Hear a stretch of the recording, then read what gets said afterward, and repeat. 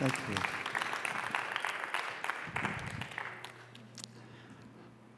Backstage, I was not nervous at all to give this talk, but now I see that you all have faces.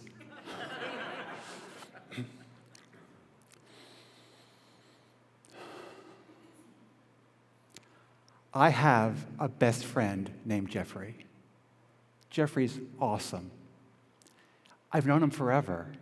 He's got a big heart. He's super smart, like prodigy smart. And we share everything.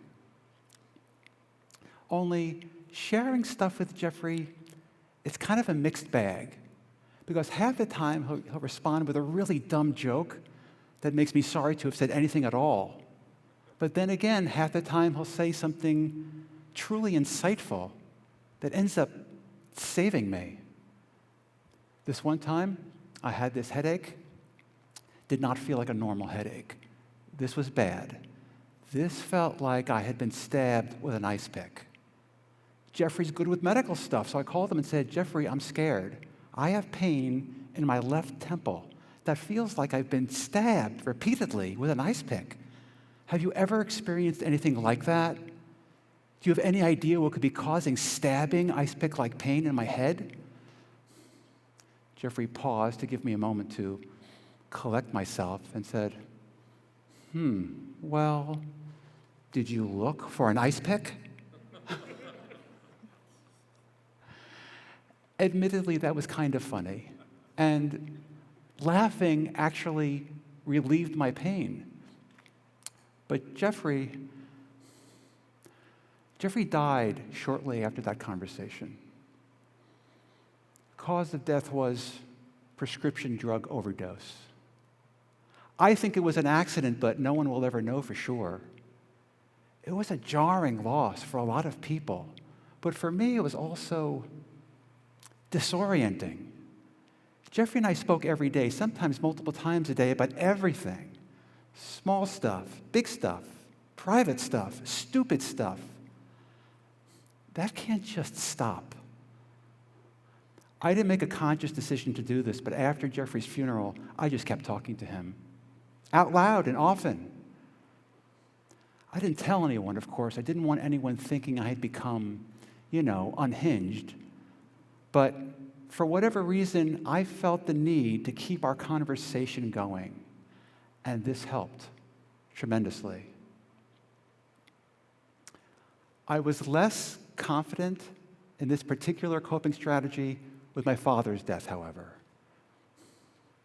When my dad died, my whole family was shaken, but my mother fell apart.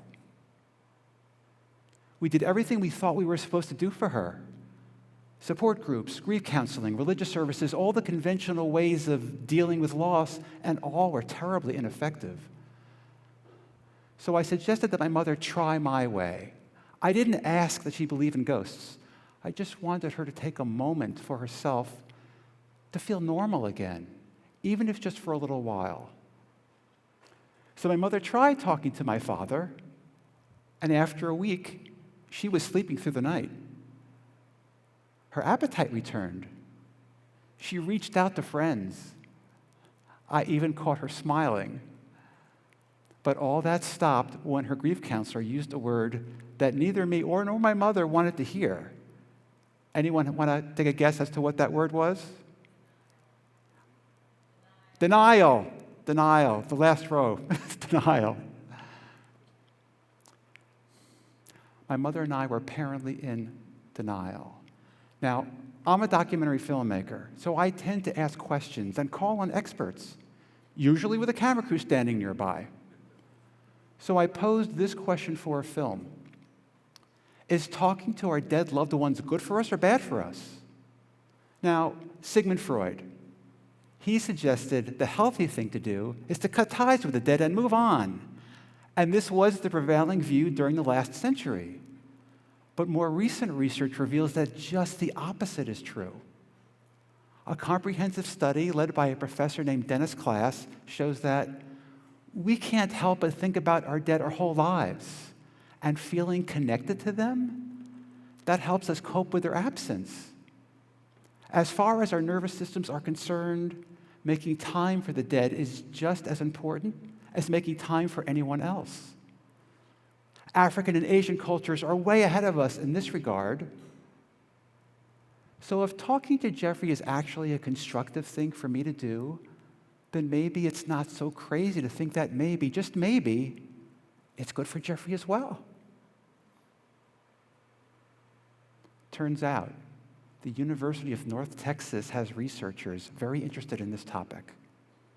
One researcher there named Jenny Streithorn, she reviewed 35 studies published on after-death communication spanning 112 years, involving 50,000 people and 24 countries. And she found that 75% of people report one or more communications from their deceased in the first year following the death. In other words, most people are hearing from ghosts.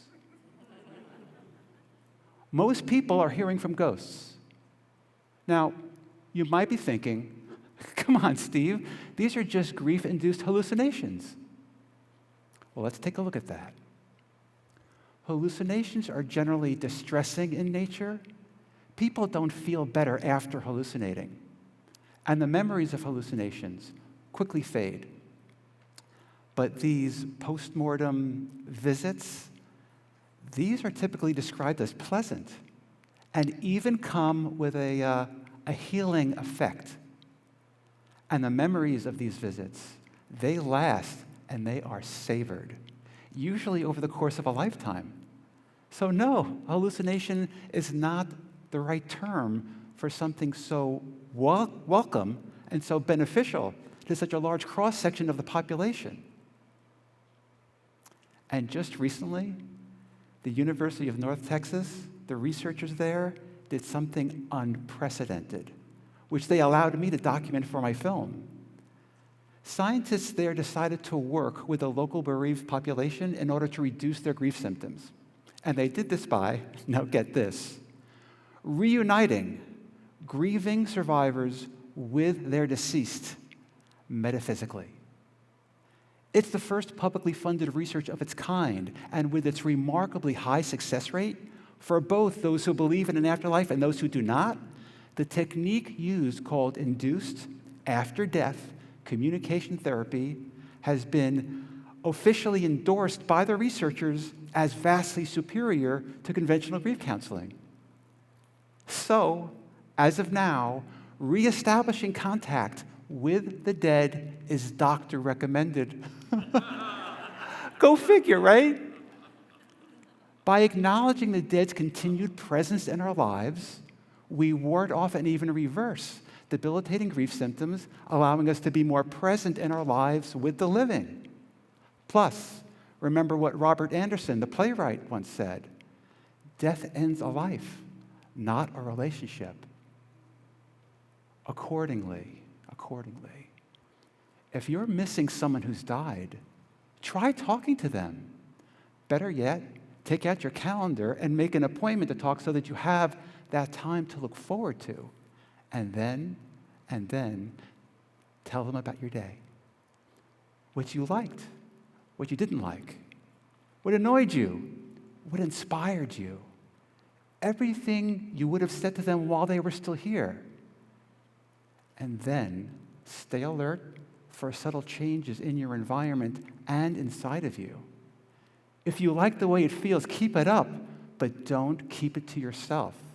Spread the word.